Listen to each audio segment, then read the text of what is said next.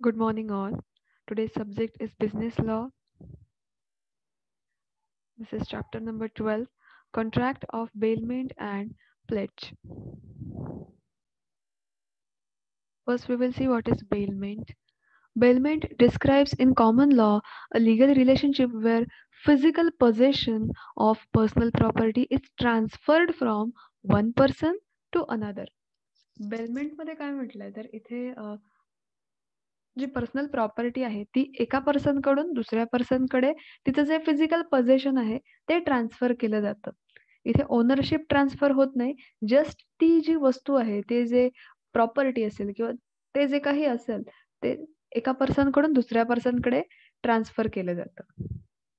Section 148 defines bailment as a bailment is a delivery of goods by one person to another for some purpose upon a contract that they shall, when the purpose is accomplished, to be returned or otherwise disposed of according to the direction of person delivering them. बेलमेंटमध्ये जे goods आहेत ते एका person कडून दुसऱ्या person कडे transfer केलं जातं for some purpose. मग जे काही त्यांचा सब्जेक्ट मॅटर असेल त्यासाठी एखादी वस्तू दुसऱ्याकडे ट्रान्सफर केली जाते आणि ते पर्पज अकम्प्लिश झाल्यानंतर ते पर्पज जे आहे हे कम्प्लीट झाल्यानंतर ती वस्तू जी आहे ही त्या पर्सन कडून जो ओनर आहे त्याच्याकडे परत ती रिटर्न केली जाते.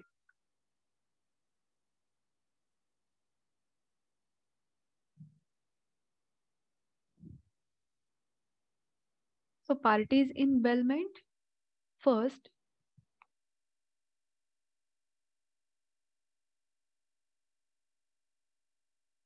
the person delivering the goods is called bailer. जो पर्सन गुड्स जे आहेत हे डिलिव्हर्ड करतो that is the bailor. Who gives the goods that is bailor. And the person to whom goods are delivered is called the bailee. आणि जो person ज्याच्याकडे goods transfer होत आहेत किंवा ज्याच्याकडे गुड्स डिलिव्हर्ड होत आहेत जो रिसिव्ह करतोय ते goods that is the person that is bailee. Let's see the example. Here, Mr. A has handed over his fan to B for purpose of repairs. आता इथे ह्या एक्झाम्पल मध्ये दोन पर्सन आहेत ए अँड बी. ए ने काय केलंय त्याचा जो फॅन आहे हा बी कडे दिलेला आहे for the purpose of repairs. A चा फॅन बिघडलाय म्हणून त्याने तो दुरुस्त करण्यासाठी बी कडे दिलेला आहे. सो जो फॅन आहे तो ए कडून बी कडे ट्रान्सफर केलेला आहे. Here A is baler. आता या एक्झाम्पल मध्ये ए जो आहे हा बेलर आहे बिकॉज त्याने त्याचा जो फॅन आहे त्याचे जे गुड्स आहे ही त्याने ट्रान्सफर केले. And B is bailee. आणि जो बी आहे हा बेली आहे बिकॉज हु रिसिव्स गुड्स. त्याने जो फॅन आहे हा रिसिव्ह केलेला आहे for the purpose of repairs. B returns the fan after repairing is done. मग आता जो बी पर्सन आहे त्याने रिपेअर करून झाल्यानंतर जो फॅन आहे तो ए कडे त्याला परत दिलेला आहे. का तर इथे जो पर्पज होता तो अकम्प्लिश झालेला आहे, तो पूर्ण झालेला आहे. रिपेअर करण्यासाठी फॅन दिला होता, मग फॅन रिपेअर करून झाल्यानंतर तो त्याने परत देऊन टाकला. This is a contract of bailment. मग हे कॉन्ट्रॅक्ट ऑफ बेलमेंट आहे. बेलमेंट मध्ये काय केलं जातं तर इथे जे गुड्स आहेत ते काही पर्पज साठी ट्रान्सफर केले जातात from one person to another and ते पर्पज कम्प्लीट झाल्यानंतर ते परत जो ओनर आहे त्याच्याकडे ते येतात. इथे फक्त पोझेशन ट्रान्सफर केलं जाते. इथे ती गुड्स जी आहे ही ट्रान्सफर केली जाते. त्याचं जे ओनरशिप आहे ओनरशिप तिथे ट्रान्सफर होत नाहीये. Ownership remain the same. Ownership ज्याच्याकडे आहे त्याच्याकडेच राहते. ओनरशिप ट्रान्सफर होत नाही. So Mr. A is a baler, gives his fan to repairs. A ने काय केलंय त्याने त्याचे गुड्स जे आहेत हे बी कडे दिलेले आहेत. त्याने त्याचा जो फॅन आहे हा बी कडे दिलेला आहे for the purpose of repair. And mister B is bailee because he receives that fan. त्याने तो फॅन जो आहे हा रिसिव्ह केलेला आहे for the purpose of repairs and gives back after repairing. आणि त्या बेलीने रिपेअर करून झाल्यानंतर तो जो फॅन आहे तो ए पर्सनला परत दिलेला आहे. So it is the contract of bailment. मग यालाच काय म्हणतात तर कॉन्ट्रॅक्ट ऑफ बेलमेंट.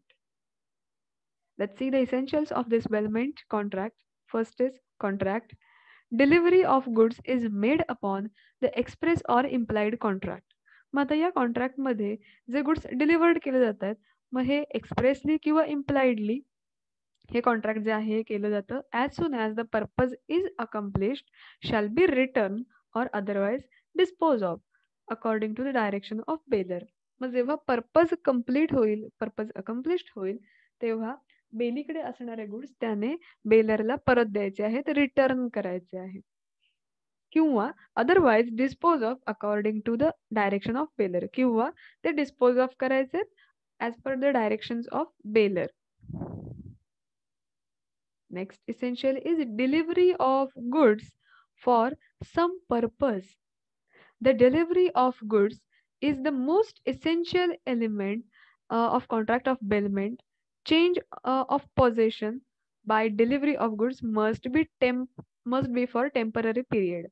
आता डिलिव्हरी ऑफ गुड्स, बेलमेंट मध्ये जे गुड्स आहेत हे डिलिव्हर्ड होणं गरजेचं आहे. बिकॉज ते जर डिलिव्हर्ड नाही झाले तर बेलमेंट कॉन्ट्रॅक्ट एक्झिस्ट होणार नाही. बिकॉज बेलमेंट मध्ये काय म्हटलंय, जेव्हा एखादी वस्तू, एखादी गुड्स जे आहे ही एका पार्टीकडून दुसऱ्या पार्टीकडे डिलिव्हर्ड केली जाईल आणि ज्याला डिलिव्हर्ड झाली त्याने जो पर्पज आहे तो अकम्प्लिश झाल्यानंतर परत त्याने रिटर्न केली तर इथे कॉन्ट्रॅक्ट ऑफ बेलमेंट जे आहे हे एक्झिस्ट होणार आहे. So delivery of goods for some purpose, मग तिथे त्याला काहीतरी पर्पज असणं इम्पॉर्टंट आहे. Change of possession by delivery of goods must be for temporary period. मग जेव्हा एखादी वस्तू ट्रान्सफर केली जाते एका पर्सन कडून दुसऱ्या पर्सन कडे, त्यांचं जे काही पर्पज असेल त्याच्यासाठी ही टेम्पररी पिरियड साठी ट्रान्सफर केली पाहिजे. म्हणजे काही थोड्या टाइम पुरती ती ट्रान्सफर केली पाहिजे. आता याचं एक अजून एक एक्झाम्पल देता येईल. For example tailor. आता जो कस्टमर आहे तो त्याचं जे काही क्लॉथ्स, त्याचं जे काही कपडा आहे हा टेलरकडे घेऊन जाणार आहे. मग इथे जे क्लॉथ आहे, जो कापड आहे हे टेलरकडे दिलं जाईल. सो गुड्स त्याच्याकडे डिलिव्हर्ड केले जातील. जो टेलर आहे हा बेली असेल, because who receives the goods, तो ते जे क्लॉथ्स आहेत हे घेणार आहे, रिसिव्ह करणार आहे आणि त्याचं जे काही कपडे शिवून द्यायचे आहेत हे शिवून झाल्यानंतर तो परत त्या बेलरकडे ते जे कपडे आहेत तयार झालेले हे देणार आहे. सो हे सुद्धा एक टेलर, हे सुद्धा एक एक्झाम्पल होऊ शकतं बेलमेंटचं. Next is delivery of goods may be actual or constructive. Actual delivery of goods means handling physical possession of goods by bailor to bailee. Delivery of goods may be actual or constructive. मग ती जे वस्तू आहे किंवा जे goods आहेत त्यांची delivery he may be actual असू शकते किंवा कन्स्ट्रक्टिव्ह असू शकते. Actual delivery of goods means handling the physical possession of goods by bailor to bailee. Like for example X person आणि वाय पर्सन हे दोन पर्सन आहेत. X delivers mobile phone to Y for repairing. एक्सने काय केलं, त्याचा जो mobile phone आहे बिघडलाय, मग त्याने वाय कडे तो फोन रिपेअरिंग साठी दिलाय. मग एक्स हा कोण होईल तर बेलर. तो त्याचा फोन जो आहे हा डिलिव्हर्ड करतोय वाय ला for the purpose of repairing. आणि वाय जो आहे हा बेली असणार आहे, because who receives the goods, त्याने मोबाईल फोन जो आहे हा रिसिव्ह केलाय for the purpose of repairing. आणि रिपेअर करून झाल्यानंतर वाय जो आहे हा एक्स ला त्याचा जो मोबाईल फोन आहे तो रिटर्न करणार आहे. Next essential is return of specific goods. The bailee, that is the person to whom goods have been delivered. ज्याच्याकडे गुड्स डिलिव्हर्ड होत आहेत असा पर्सन म्हणजेच कोण तर bailee. shall have to return a specific goods to bailor according to the direction of bailor. ज्याच्याकडे goods delivered होत आहेत म्हणजेच कोण तर बेली. बेलीने जे काही स्पेसिफिक गुड्स दिलेले आहेत ते त्यांनी ऑन टाइम डिलिव्हर्ड रिटर्न केले पाहिजेत बेलरकडे. shall have to return the specific goods to the bailor according to the direction of bailor. मग बेलरने जेव्हा सांगितलेले आहे त्यावेळेला बेलीने त्याचे जे गुड्स आहेत ते त्याने रिटर्न केले पाहिजेत. For example cloth converted into suit, corn converted into flour, etcetera. आता जे क्लॉथ आहे हा कन्व्हर्ट केला जातो सूटमध्ये. मग क्लोथ टेलरकडे दिला जातो. टेलर त्याचा कन्व्हर्जन सूटमध्ये करतो. Then corn converted to flour. जो कॉर्न आहे पर्सन एक पर्सन जो आहे हा कॉर्न घेऊन आलेला आहे आणि दुसऱ्या पर्सनकडे सांगितलेलं त्याला फ्लोअर करून दे. त्याचं जे पीठ आहे हे बनवायचंय. So corn converted into flour etcetera. There is a contract of bailment. मग हे एक्झाम्पल्स आहेत कॉन्ट्रॅक्ट ऑफ बेलमेंटचे. बिकॉज इथे ओनरशिप कुठेही ट्रान्सफर होत नाही. जस्ट जे गुड्स आहेत ते एका पर्सनकडून दुसऱ्या पर्सनकडे ट्रान्सफर केले जातात आणि त्यांचं जे पर्पज आहे किंवा जो सब्जेक्ट मॅटर आहे हा अकम्प्लिश झाल्यानंतर त्यांच्या वस्तू त्यांच्याकडे परत येतात, रिटर्न बॅक केल्या जातात. Next is change the possession and not ownership. Bailment involve only change of possession, not ownership from one person or one party to another. Bailment मध्ये ओनरशिप कुठेही ट्रान्सफर होत नाही. Ownership remain the same. Owner जो आहे तोच owner राहतो. इथे फक्त वस्तू जी आहे किंवा जे गुड्स आहेत हे एका पर्सन कडून दुसऱ्या पर्सनकडे त्यांचं पोझेशन चेंज होतंय. ओनरशिप चेंज होत नाहीये. Next is consideration. In the contract of bailment, the consideration is in the form of money payment either by bailment or by bailee. For example, when A gives his car to B for repairs, or A gives his car to B on hire.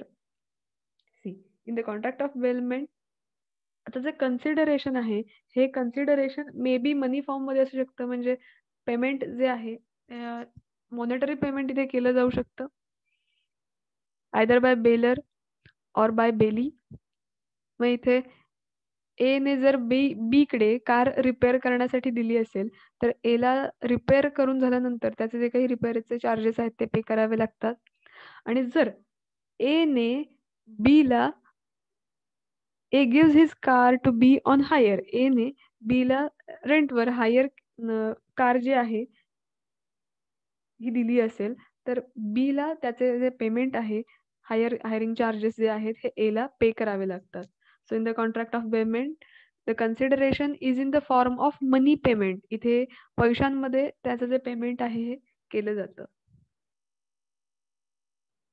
Classification of bailment. आता बेलमेंटचं 2 part मध्ये classification केलेलं आहे. On the basis of benefit and on the basis of reward. First we will see on the basis of benefit. First, bailment for sale deposit. In this case, the goods are bailed by one person with another for safe custody. आता on the basis of benefit. Benefit म्हणजे काहीतरी मिळवण्याच्या हेतूने, काहीतरी benefit मिळवण्याच्या हेतूने इथे bailment केलं जातं.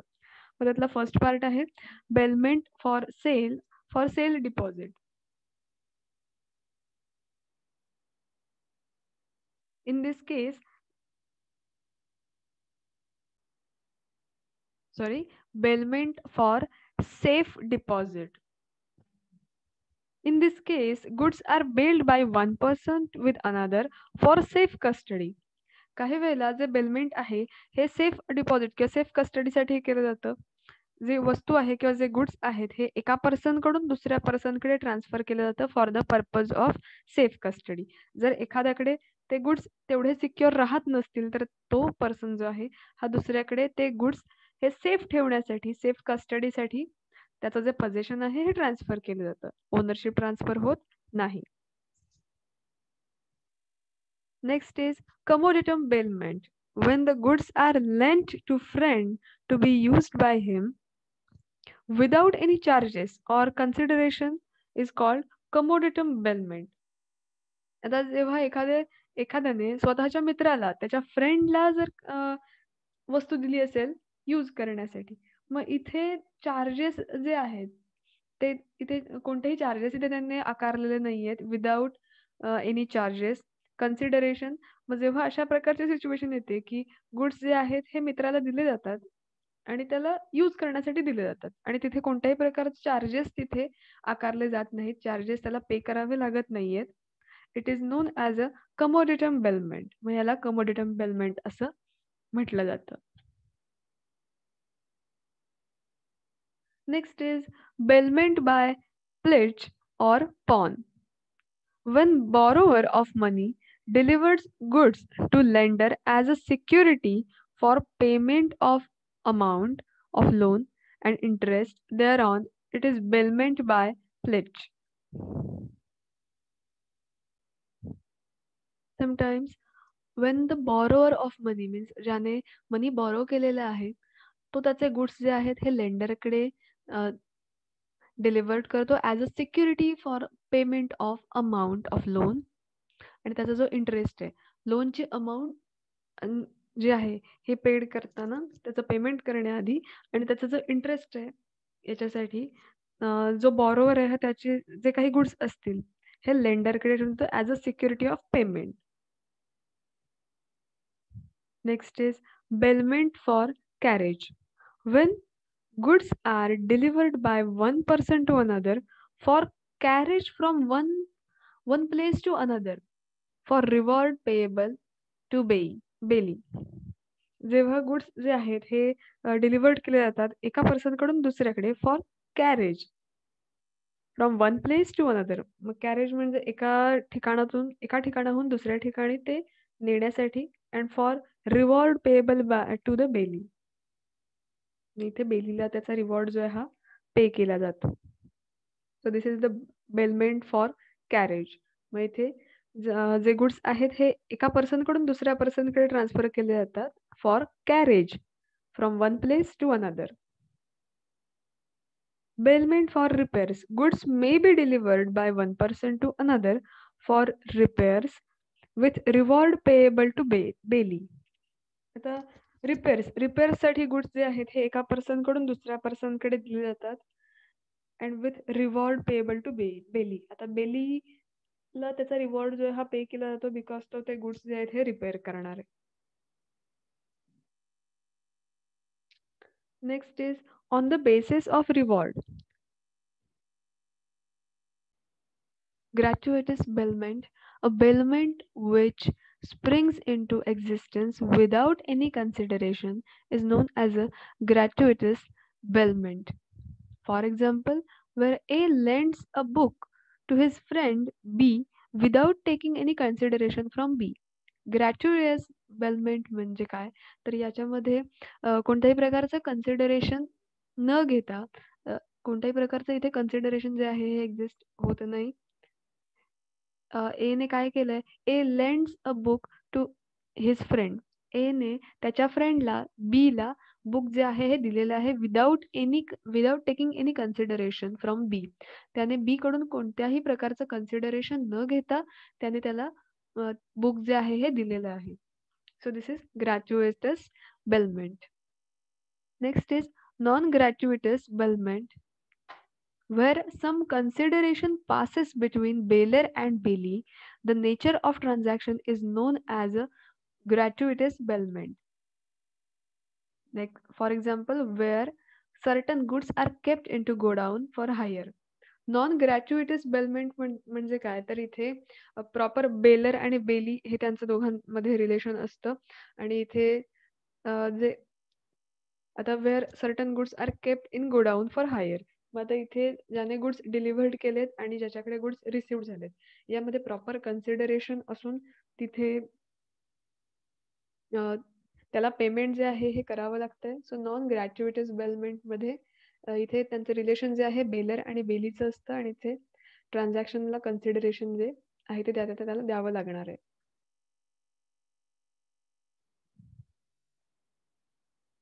Duties and liabilities of belly. मग आता ड्युटीज आणि बेलीच्या लायबिलिटीज काय आहेत ते आपण बघूया. To take reasonable care of goods bailed. बेलीकडे आता bailee means the person who receives the goods. ज्याच्याकडे गुड्स दिलेले आहेत जो गुड्स रिसिव्ह करतोय दॅट इज द बेली. मग ह्या बेलीच्या रिस्पॉन्सिबिलिटीज त्याच्या ड्युटीज काय आहेत तर बेलरने त्याच्याकडे जे गुड्स दिलेले आहेत जे बेल्ड केलेले आहेत जे डिलिव्हर्ड केलेले आहेत त्याची त्याने काळजी घेतली पाहिजे. To take reasonable care of goods bailed. The first and the foremost duty of bailee is to take care of goods bailed. Section 151 says that bailee is bound to take as much care of goods bailed to him. मग बेलीची ही responsibility आहे की त्याने जे goods त्याच्याकडे delivered झालेले आहेत, त्याच्याकडे जे गुड्स दिलेले आहेत त्याची त्याने व्यवस्थित काळजी घेतली पाहिजे आणि ते कुठेही डॅमेज होऊन चालणार नाहीत. त्याला कोणत्याही प्रकारचे डॅमेजेस किंवा त्याला लॉस होऊ नये, त्याने त्याची व्यवस्थितपणे काळजी घेतली पाहिजे. Next is to return the goods. Section 160. It is the duty of bailee to return or deliver the bailed goods according to the bailor's direction. ज्याप्रमाणे बेलरने डायरेक्शन दिलेलं आहे किंवा बेलरच्या ज्या काही इन्स्ट्रक्शन्स आहेत त्याप्रमाणे त्या बेलीने त्या वेळेला ते गुड्स त्याचे जे आहेत हे त्याने रिटर्न केले पाहिजेत.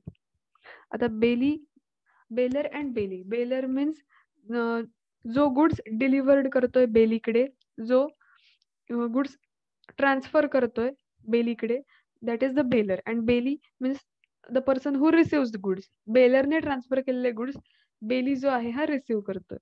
मग जेव्हा बेलमेंट कॉन्ट्रॅक्ट आहे तर त्यामध्ये गुड्स जे आहेत बेलरने बेलीकडे दिलेले आहेत, पर्पज अकम्प्लीट झाल्यानंतर बेलीने त्याचे जे गुड्स आहेत त्याच्याकडे जे गुड्स रिसिव्ह झाले होते ते त्याने रिटर्न बॅक केले पाहिजेत.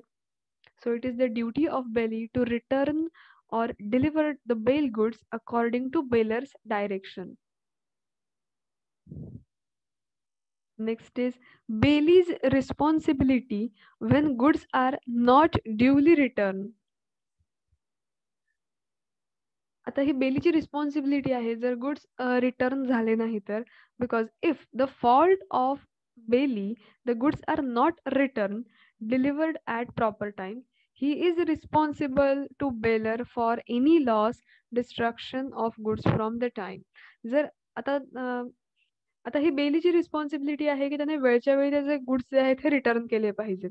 बट जर ते रिटर्न बॅक झाले नाही किंवा त्यामध्ये बेलीचा जर फॉल्ट असेल आणि त्याच्यामुळे गुड्स जे आहेत हे रिटर्न करता आले नाहीत, त्यामध्ये काही लॉस झाला त्या बेलरच्या गुड्सचा, तर याची सगळी रिस्पॉन्सिबिलिटी जी आहे ही बेलीची असते.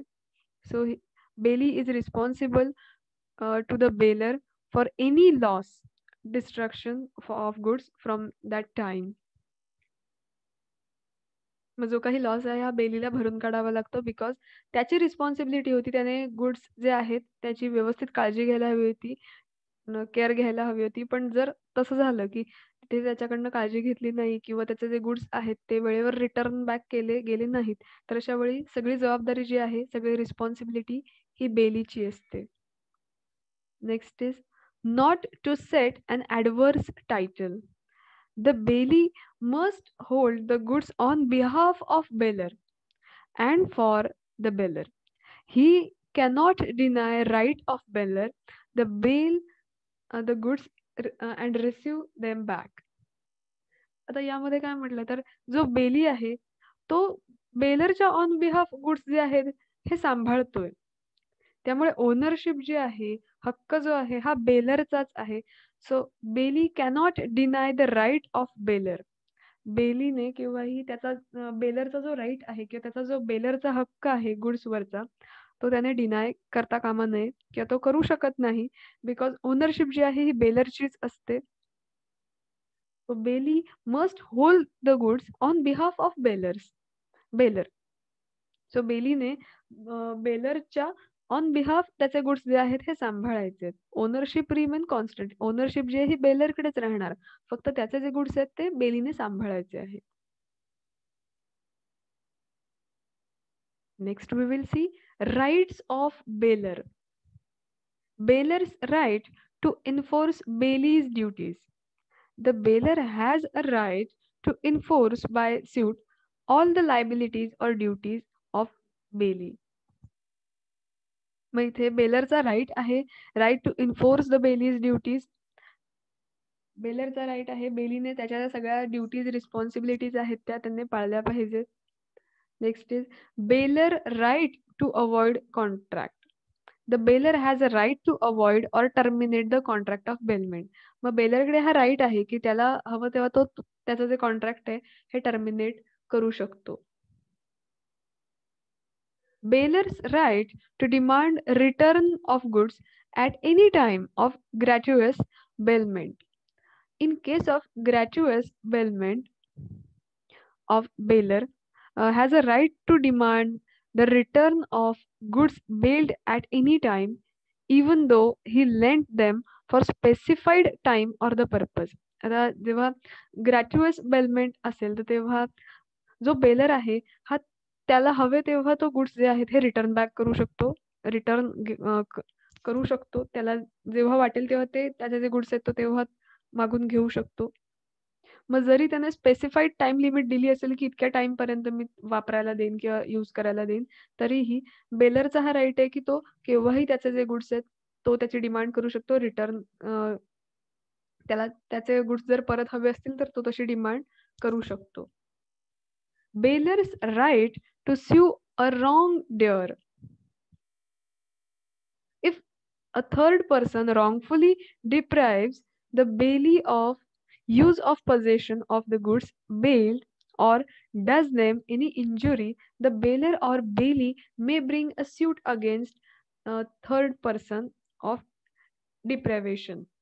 जर बेली जर थर्ड पर्सन एखादा जे गुड्स कॉन्ट्रॅक्ट ऑफ बेलमेंट मधले गुड्स जे बेलीकडे आहेत, तर त्या गुड्सना इंजुरी करण्याचा किंवा त्या गुड्सना खराब करण्याचा, डॅमेज करण्याचा प्रयत्न करत असेल किंवा एखाद्या थर्ड पर्सनमुळे त्या गुड्सला काही डॅमेज झाला, तर अशा वेळेला बेलर किंवा बेली त्या पर्सनच्या अगेन्स्ट, त्या थर्ड पर्सनच्या अगेन्स्ट कोर्टामध्ये केस जी आहे ही दाखल करू शकतात.